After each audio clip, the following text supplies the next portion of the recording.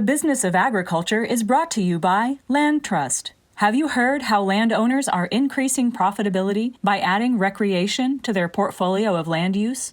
Millions of outdoor recreators seek wide-open spaces for birdwatching, photography, hunting, fishing, horseback riding, and many other farm and ranch activities. Landowners are partnering with the Recreation Access Network, Land Trust. Land Trust is an online platform connecting recreators with landowners for outdoor experiences on their land to increase profitability. Visit landtrust.com/BOA, as in Business of Agriculture, to learn more. Well, greetings and welcome to another fantastic episode of the Business of Agriculture. I'm your host, Damian Mason, but you already knew that because it said so in the introduction. Got a fantastic episode for you today with multiple guests giving you different perspectives on more discussion about carbon. You're saying, Damian, about, like 6 or 10 months ago, you did an episode about that. Yes, I did. Actually, I've done 2. This is the 3rd episode about this whole issue of carbon because I believe this is a very, very hot topic for us in the business of agriculture. We are going to be looking at this as a revenue source. Any meeting that I have attended for the last year, this has become something that you'll hear at least every other meeting. There are big ag companies hopping into this. There are also non-ag companies hopping into this. So what we're going to talk about today is the carbon payment and what you can do, even if you're not a row crop farmer, because the previous episode I did back in the wintertime was with a guy named Kelly Garrett. Kelly is my friend, and now actually I've partnered with him with Extreme Ag. As you may have heard me talk about Extreme Ag, you can go to extremeag.farm and learn about some of the farming things they are doing. And so Extreme Ag and Kelly, are a different kind of a model. I'm going to talk today to some ranchers. That's right. We're talking to the Obrechts that run Louis Petrie Ranch out in Montana. We're also going to be talking to Chris Mehus, and he is with the Western Sustainability Exchange. We're going to be talking about how they get carbon payments for their ranch in Montana, what they're doing with it, who's paying it, how the business works, et cetera, et cetera. And, if you're like me, you're a little bit suspect of some of this stuff because multiple years now we've been hearing about this. And until the last 1 year, I've never known anybody that actually got any money. After all, ranching and farming, it's a business. That's why we have the Business of Agriculture podcast. So we want to make sure these guys are actually getting some money. And we're going to tell you how it works, how it's working for them, and then maybe even some things that you can look out for if you're starting to go down this road as you may be approached, or you may approach others about how to get carbon credits for your farm. Okay, welcome to the show. I got approached by Tyrel Obrecht. He's a young guy. He's the guy that's going to take over the family ranch. So he's on the episode. Tyrel, welcome to the show. Thanks for having me, Damian. All right. His father, Sam is coming to us from the home ranch office. Good Montana guy. Got imagery of, if you're listening to this and you're not watching it, he's got the imagery of the ranch, like if this was the beginning of Bonanza, the flame would start and the map would start burning right now. And he'd come riding in on a horse. He's Paul. He's Paul Cartwright, right? He's got the gun safe in the background. He's got the ranch imagery. Anyway, Sam, welcome to the show. Yeah. Thank you. All right. And then we've got Chris. It's Mehus. I'm saying that correctly, right? And Chris Mehus is with Livingston, Montana, is where he's coming from. But his organization is called Western Sustainability Exchange.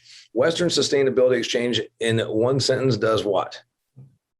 We help farmers and ranchers to be more sustainable, more regenerative, and to get access to new innovative markets in reward for those good practices. All right. So, Ty, you contacted me because you keep up with some of my stuff, and this is a topic that I think merits a good bit of discussion because it's coming. It's coming sometimes because of regulatory issues from the administration. Some things are being shook down in Washington, D.C., some directives we're hearing out of the United States Department of Agriculture. Also, the big companies. Terra is an offshoot of Land O'Lakes. They're talking about carbon. Bayer, I spoke at a Bayer meeting this summer, and they're talking about getting in line to do payments. And I just met a guy yesterday, got out of the seed business to join a company. And that company, in fact, he gave me his card, is called Agoro. I haven't even looked him up yet. I just bumped into him 2 days ago. And I said, oh, that's very interesting that you're out there and you're in the carbon markets now for agriculture. So this is a hot new thing. And it's going to be on all of our plates here if it is not already. And so what we need to know is what the hell's going on? Let's start at the very beginning, though. Sam, You're probably a little older than me. I'm 52 years old. You're what, second, third, fifth generation rancher out there in Big Sky Country? Yeah, fifth. No, I'm the fourth. Ty is the fifth, and our new granddaughter is the sixth. Good deal. So Ty comes to you here 6 or 8 months ago and says, Dad, I think there's something to this carbon thing. Tell me what happens there at the Louis Petrie Ranch, and then what your first reaction was when you heard about this. Well, we're a cow-calf operation, and we we sell our cows in the fall, and that's pretty much what we do. My first reaction, I teased Tyrel, was a little bit like the movie Jerry Maguire. I said, "Show me the money." Uh-huh. And I'll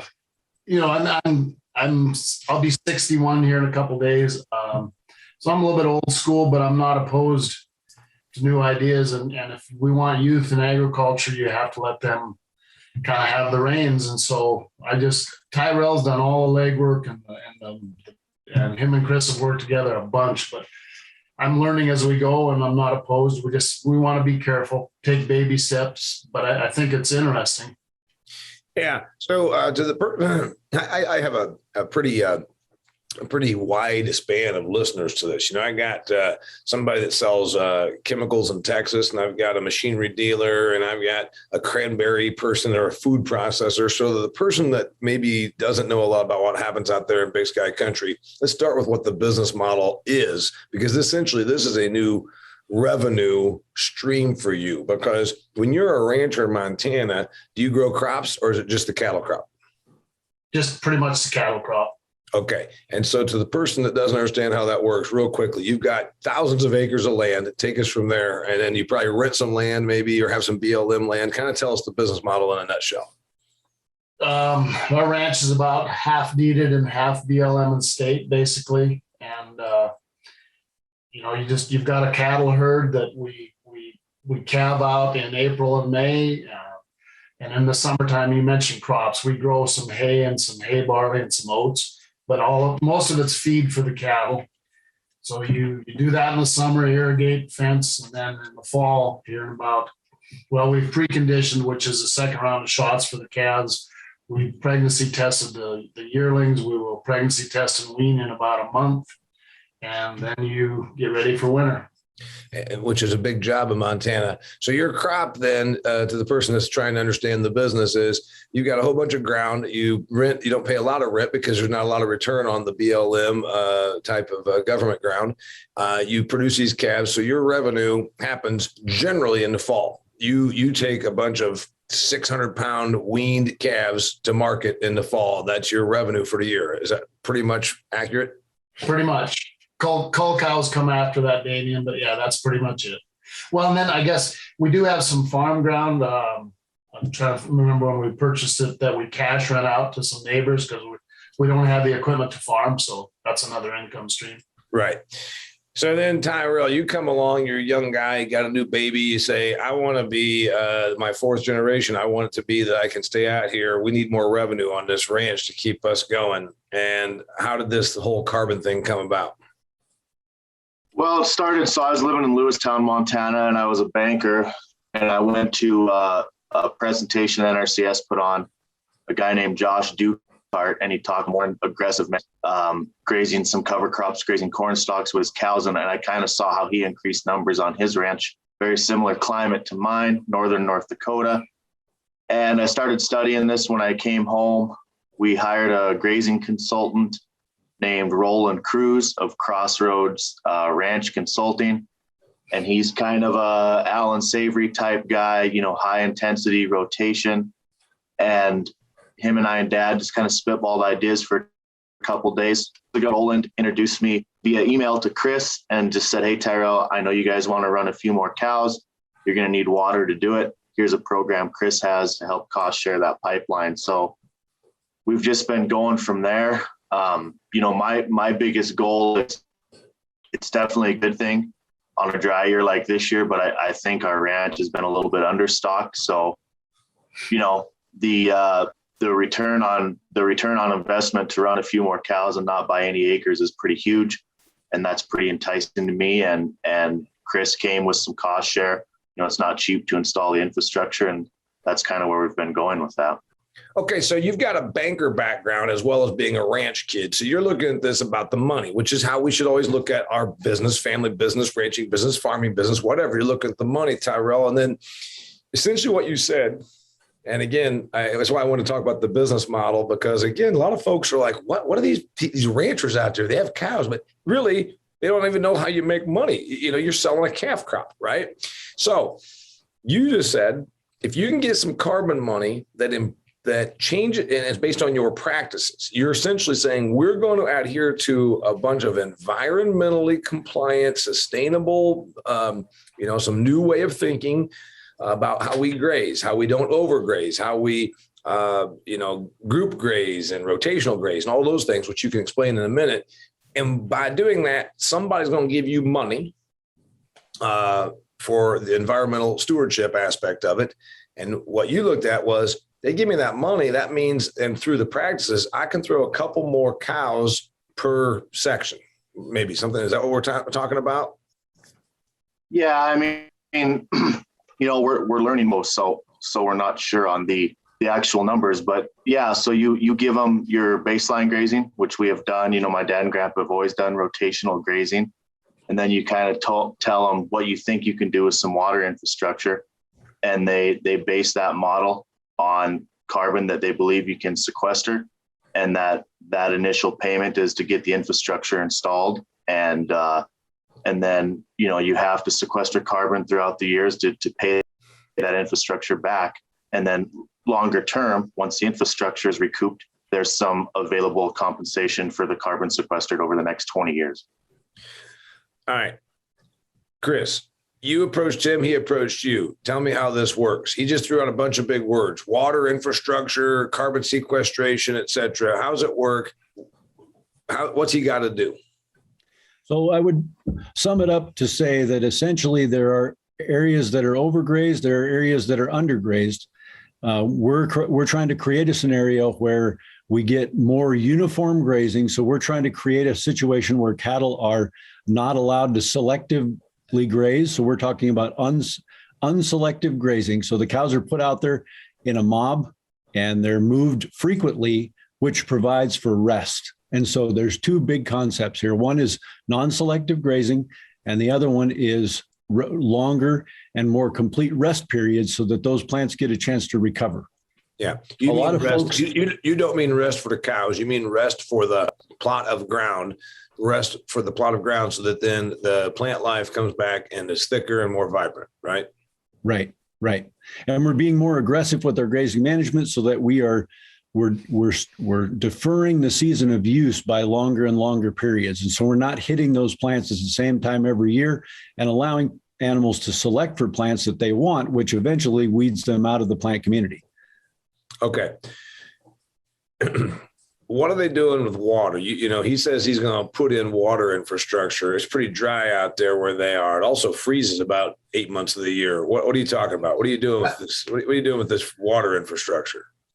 Right. So they've got a budget built for a budget and a build out plan for miles of pipeline, additional wells, solar developments, wind developments, water distribution tanks, distribution lines, all kinds of infrastructure that goes to distributing water across their ranch so that they can more intentionally, rotationally graze their pasture. So they're able to cover a lot more of the ground at a much varied time of year. All right. Benefit to the environment. The reason this matters to anybody is that the plant life is healthier and therefore sucks in more carbon out of the atmosphere. Is that what I'm hearing? Right. So more dense plants, more diversity of plants leads to more carbon in the soil, and that's a tradable commodity. So that's, Sam, you said, show me the money. That's where the money comes from. We're creating a voluntary market for companies that want to purchase these carbon credits, want to purchase or help offset the cost of this environmental benefit. And so that's where it's coming from right now. All right. Ty, is it look to you like it's working?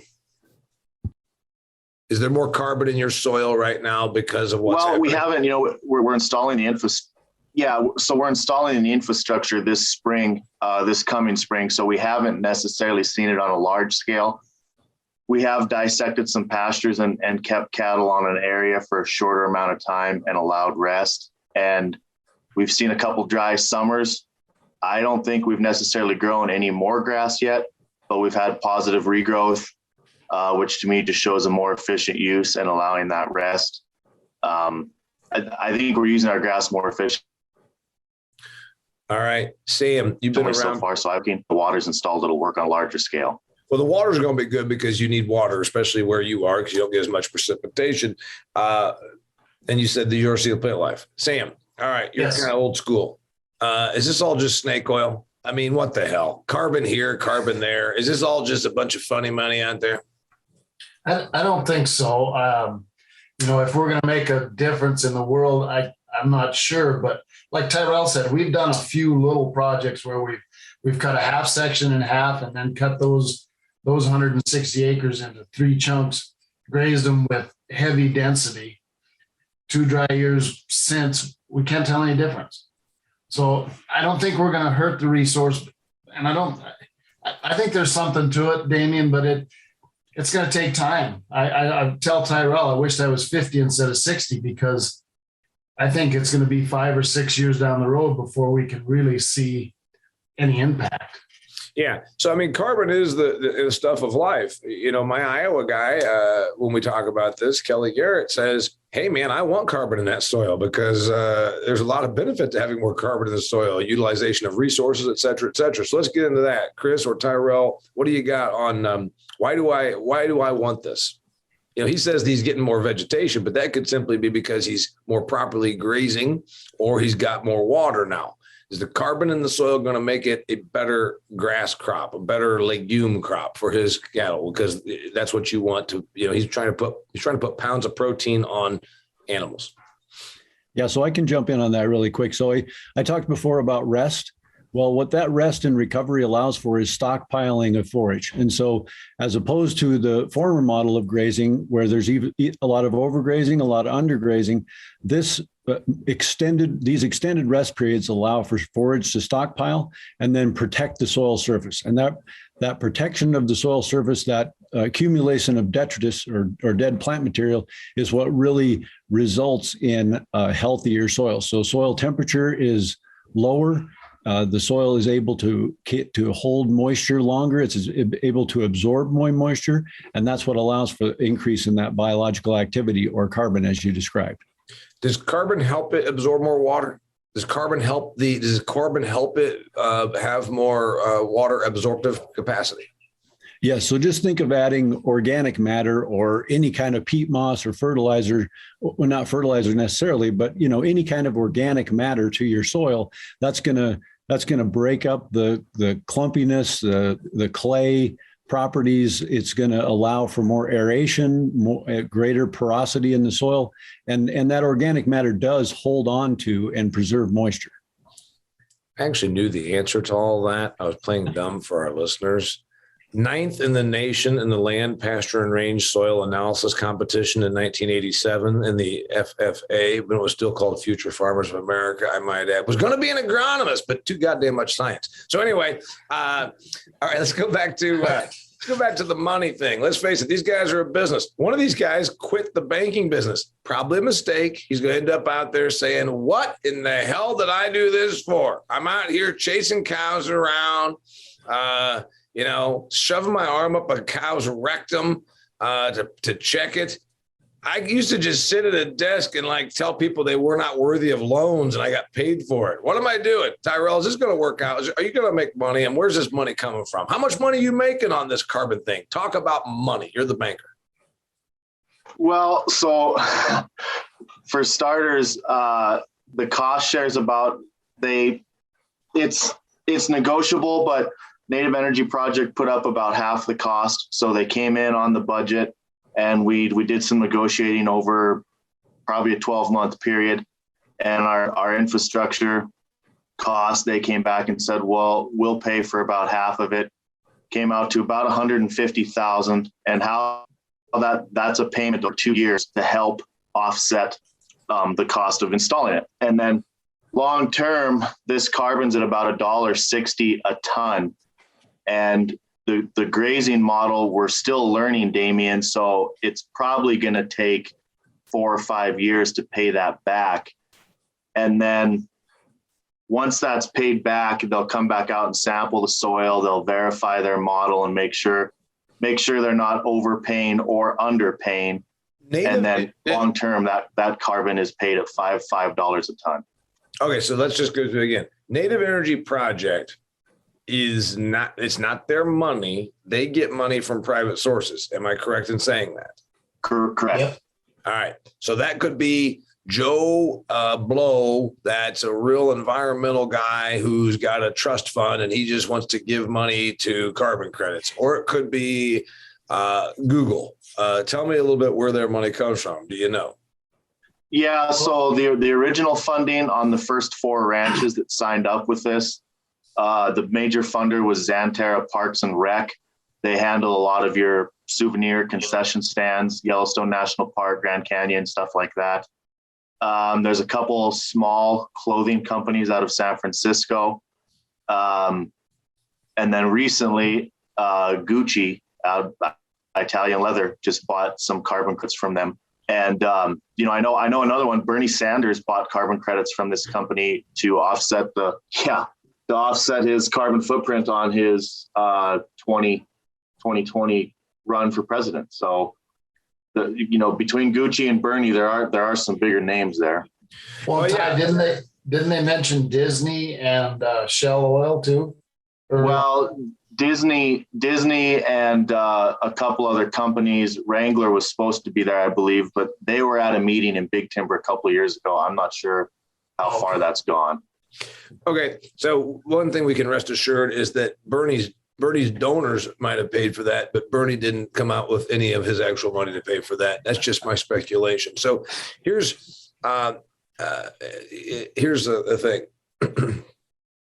Those numbers you gave me, you said something about $1.60 a ton, and you said something about so many dollars per acre. And now the reality is this is happening at your ranch and 4 other ranches in Montana. Hopefully we end up getting all ranches signed up. But give me those numbers again, because I hear a lot of different numbers about tons and tons per acre and all that. It seems like there's not really a market. If I wanted to sell a bushel of corn, when I hang up on this podcast, I know exactly, I can go to one of these places within 20 miles of my farm and I know exactly what that price of corn is, period. And I can also price it for January, March, whatever. Carbon, what the hell? It ain't a real marketplace. Am I right? Go ahead, Chris. Yeah, go ahead, Chris. Well, I was going to say, we really are creating a new market here. We've got willing buyers and we've got willing sellers. So it's a free market system, but the value of it is still being determined. And so there is a real value for carbon. There's a real value for renewable energy type credits. And the company that we work with, Native Energy, it's a B corporation. They've been in this business for 20 or 30 years, selling wind energy, solar energy, carbon out of forestry projects, methane projects. These ag projects are pretty new. So the guy you talked to about, commodity or farming practices, we're working on a ranching and a grazing one, but this is very new, Damian. So you're right. There's a lot of speculation there. There's a lot of realization that has to take place in forming a price and a market system that's fair and accountable. So we're really creating all of those pieces, and that's why there's so much uncertainty. Right now, on most of these 5 ranches that we've worked with, the average that we're looking at, and we've looked at 8 or 10 more recently, the average is looking at about $3 to $4 an acre is kind of the midpoint. And so that comes from a price per ton, which is what the companies are buying. And then it comes from a tonnage per acre, which is based on the ranch, the soil, the cows, the difference they can make in their grazing management, and what the model tells us they can project in terms of a creation of carbon in tons per acre. And so that all needs to be determined. Okay. So what I just heard, that's thank you. While I've had a couple of these discussions, some of our listeners will have not had as many of these discussions. So the acre can suck in a certain amount of carbon. It's not infinite. It can suck in a certain amount. Practices will dictate that to a certain degree. If you're out here in my part of the world run the moldboard plow across your cornfield every year, and you ain't doing it. If you're cover cropping, you're going to do it. I mean, there's all these different things that will suck in more carbon. In your part of the world, you're not plowing and doing that. You're ranching, so it's a matter of new growth, more dense growth. I'm guessing, I don't know, more dense growth of the plants and the right kinds of plants sucking in more carbon. You said that then $1.60 a ton was what Tyrel said. And then at that number, we're talking about maybe 2 to 2.5 tons per acre of carbon that you think we're sucking into the Petrie Ranch. Correct. Okay. Right. And just to clarify how the payment scheme works, there's two different ways to get paid under this program. So the one that the Louis Petrie Ranch is working under is a help build. Ty refers to it as cost share. It's basically the same kind of a concept, but he's basically getting an advance payment of future carbon credit earnings. So Native Energy, they come up with an investment they can make upfront based on the modeling to help with that infrastructure build out so they can get those grazing changes in place sooner. So that advance payment, that help build, gets paid back over the life of the contract. The alternative under the help build, there's a discount that goes to that payment because Native Energy is taking some of the risk themselves in making that upfront investment. So that $1.60 reflects that discount. If you enter into just a regular vintage contract, then you would get paid the actual price per ton every year that you earn without the discount. So that there's those two alternatives. If you don't need the money up front for the infrastructure, then you can just go straight vintage. Do you have to do infrastructure? Could you say, I've got pretty much what I need. I'm just going to do better management of my cows and move them more frequently and reseed some areas. I don't know if that happens or not. And say, I'm going to change my plant vegetation and then I just want to get signed up. Or is it generally always accompany an infrastructure development? Generally, most people could use some more water. I mean, that's kind of the limiting factor out here is, electric fence. There's some people using electric collars now, radio collars to manage livestock. But water is really the limiting factor. We have come across a few ranches recently that have used EQIP, some conservation organization monies to build out their water, and they're good. So it varies, but by and large, most people need more water development to get this done right. I'm looking at Sam up here. And again, you're probably listening. A few of you are viewing. If you're not viewing, I encourage you to go to the Damian Mason channel. That's just go to YouTube, type in the Damian Mason channel. It's real simple because you can view my podcast. But you can also view all my ag commentary, all my stuff. And I'd really like to have more subscribers. Anyway, I was looking over there at the image of Sam. You were talking about what most all the Montana ranchers need more of. I think they also need more Californians as neighbors. I mean, from my understanding, I think if we could get more California people to sell out of expensive real estate in California and move to Montana, every Montanan I know wants more Californians coming to the state. Am I right when I say that, Sam? I think you're sadly mistaken. I think you're crazy, but go ahead. You're entertaining. All right. Louis Petrie Ranch. This is something new you're trying. A few other ranches did it. You're like you said, you're taking baby steps. What could possibly go wrong with this? Okay, the one thing would be that they don't pay. But if you're doing ranch improvements and if you can figure out a way to make it work, other than whoever gave you the money defaulting, is there any downside to any of this? Not as long as we go slow. If they default, if we get the infrastructure in, like Chris mentioned, water is huge. That's going to benefit us, hopefully, generations down the road. The water is going to be there. We've already drilled a well, and it's a decent well, so that's the first step. But I guess the only downside would be, and that's what I told my dad's still involved. He's close to 80 years old, but I told him, I said, if we put a bunch of cows on a half section, and we think it ruins it, maybe beats that grass into the ground, it looks like hell. The prairie is very resilient. So we lose a half section for 4 or 5 years till it recovers.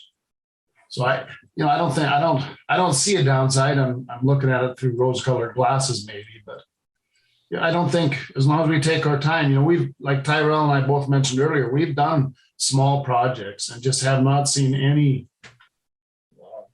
negative repercussions. What's next? Tyrel, you're the young guy, quit his job at the bank. Now you're out here figuring out how you got to make this thing roll. What's next? More of this?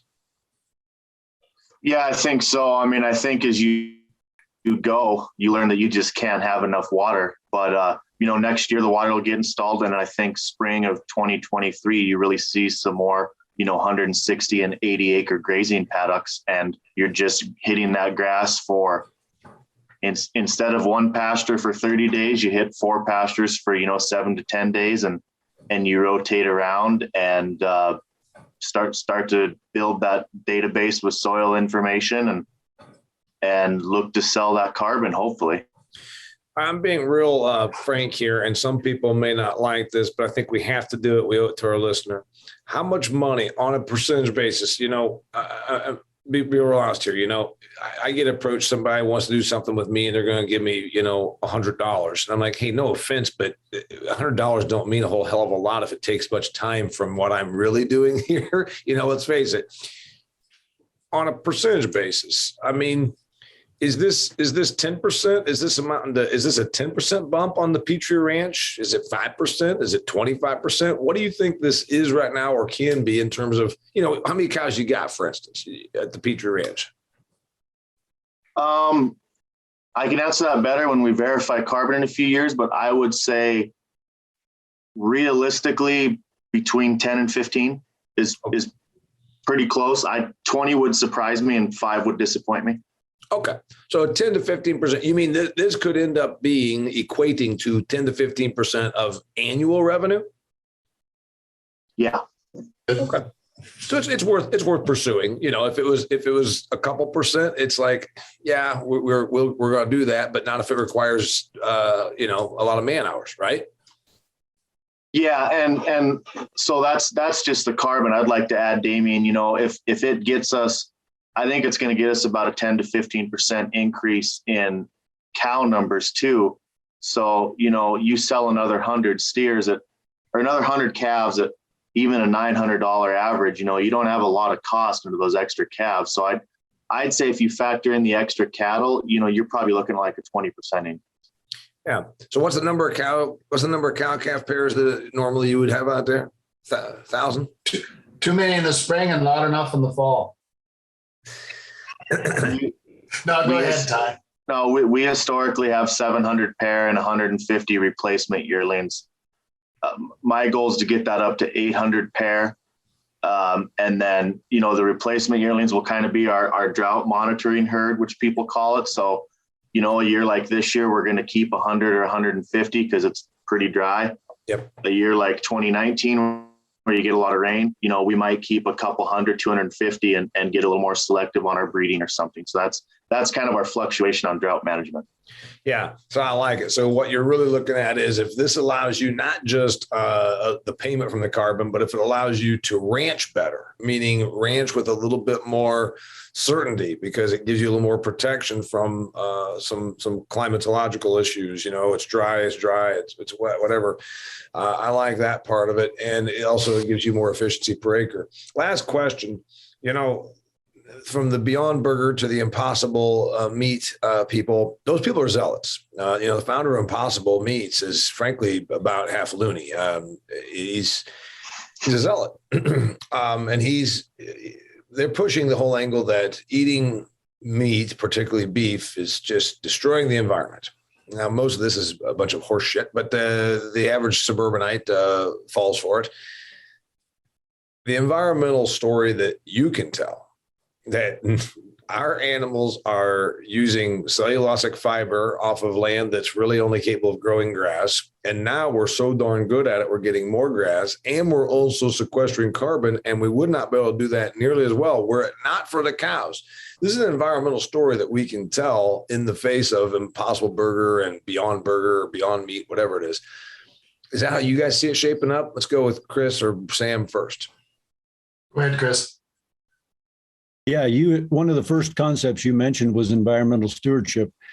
These are the people that for generations have taken care of this resource, and they're learning things now that they can only improve on that. And so if you go out there today, you're going to see the quality of habitat and diversity of species that's out there across the landscape. Now that we know more about how to protect and take care of the soil, that's going to expand and give greater opportunities for these guys to become better stewards. We've just never been very good at telling that story, but they've been out there for 5-6 generations doing it well. I don't know that the programs and the commodity groups that we currently have in place are poised or capable of doing the marketing necessary to tell that story. But let's hear it from a guy that's been ranching his whole life. I think it's necessary as we become more and more urban all the time, Damian. There's people that don't have a clue where the food comes from. So we have to, and we're bad at it. Ranching and agriculture in general, we're bad at patting ourselves on the back or telling our own story. But, I think, like you mentioned, our land the terrain is not farmable. It's not like Indiana or Iowa. The only thing that's good for is a hoofed grazing animal, sheep, cows. So, if we can make that resource better and, add cows, add income over the years, every year it seems like costs go up. It takes more and more cows to make a living. So, and then the other thing, you see it back there, our real estate values are growing, exponentially. So rather than go out and spend hundreds of thousands or millions on a new ranch, maybe we can spend a fraction of that on our own ranch and make it better.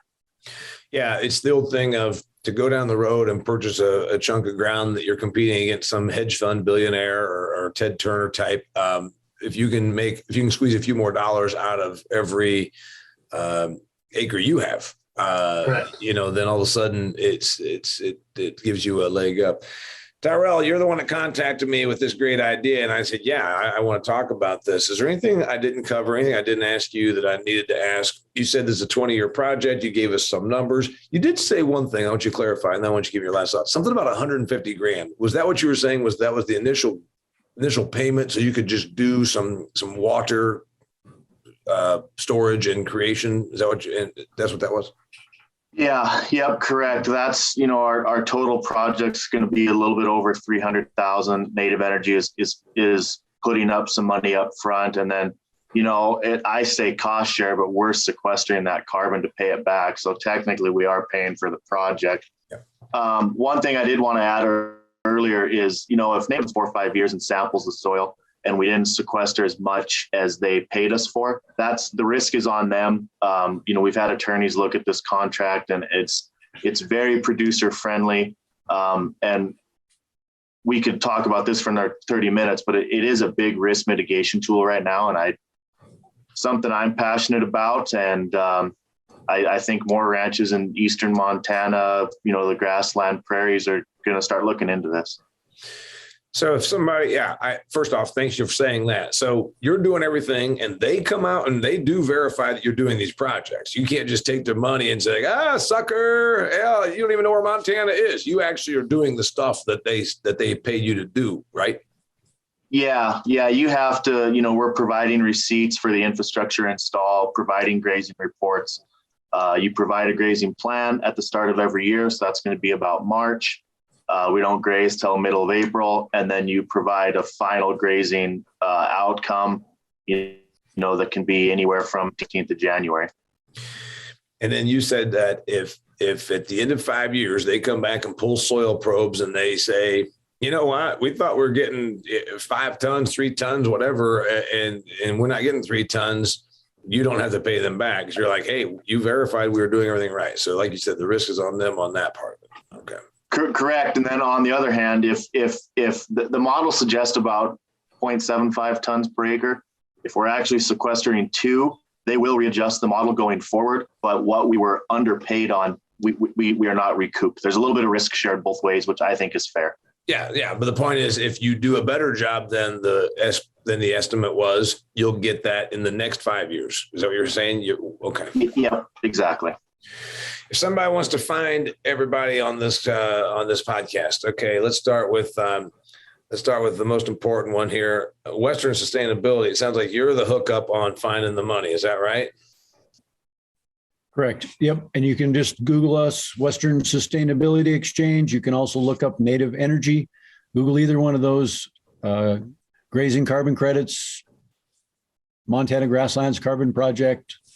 Any of those will get you to us. And then if I want to send my California friends that manage hedge funds over to buy out the Louis Petrie Ranch, how do I have them get a hold of you, Sam? You call Joe Biden at the White House. All right. Where do they find you if they have any questions? Because there are going to be some other ranchers that say, and if you're okay with that, because you said you're one of 5 in Montana that's actually gone through with this, there's going to be a lot of folks. If they want to hunt you down, is that possible? Or are you okay with that, Tyrel? Oh, yeah, I think we're okay. I was going to mention earlier, Ty and I and Chris have done a couple of these. Bloomberg, a guy from Bloomberg, we had a Zoom with him, and we always ended, and I'll do the same with you, is I'd love to show you our place, show you what we're doing. It's easy to sit here and talk about it, but without walking around the ranch and seeing what's going to happen, it's hard to imagine. But yeah, if people want to contact, I would say Ty more than me, but either one of us, I don't know, Ty, you want to give them phone number, address? What do you want to do? Yeah, I would just say I'm involved with Western Sustainability Exchange, and if any rancher has any questions or wants some advice, I would just contact Western Sustainability Exchange via email. I know they're excellent about replying, and I'd be happy to talk about like how we went through this process or what I have in mind for grazing or herd management. There you go. So go to Western Sustainability Exchange's website. You can find them, Western Sustainability Exchange. And then when you do get a hold of somebody, remember you spoke with Chris Mehus, who's on my podcast here, and you can reference the Damian Mason Business of Agriculture podcast with ranchers in Montana, and by golly, they'll set you up and get you going on that. I appreciate you guys being on here. I love the topic. I want to check back and circle back in a couple of years and see where this goes, because again, I'm watching this probably more than some, and I'm looking for how I can get a dollar or two for my farm ground here. So anyway, Chris, thanks for being on here. Tyrel, thanks for being on here. Sam, appreciate you being a good sport. Very much appreciate it. You guys are awesome. And reminder, dear listener, that if you want to delve into this topic more, if you want to give me a suggestion on a different offshoot of this very environmental payment type of a concept that we're seeing now in ag, if you've got a contact, if you have some good story for me to tell, please contact me. You know how to find me. I'm Damian Mason. DamianMason.com is my website. And certainly, as I said, find me on YouTube and hit the subscribe for that. Guys, thanks for being here. Thank you. Thank you. Thanks, Dan. You bet. Till next time, it's the Business of Agriculture. This episode of The Business of Agriculture was brought to you by Land Trust. Landowners, just like you, are increasing profitability by adding recreation to their portfolio of land use. Millions of recreators actively seek wide open spaces for birdwatching, photography, hunting, fishing, horseback riding, and many other farm and ranch activities. Owners of farm and ranch properties are partnering with Recreation Access Network Land Trust. Land Trust is an online platform connecting recreators with landowners for outdoor experiences on their land to increase profitability. Visit landtrust.com/BOA, as in Business of Agriculture, to learn more. That's landtrust.com/BOA.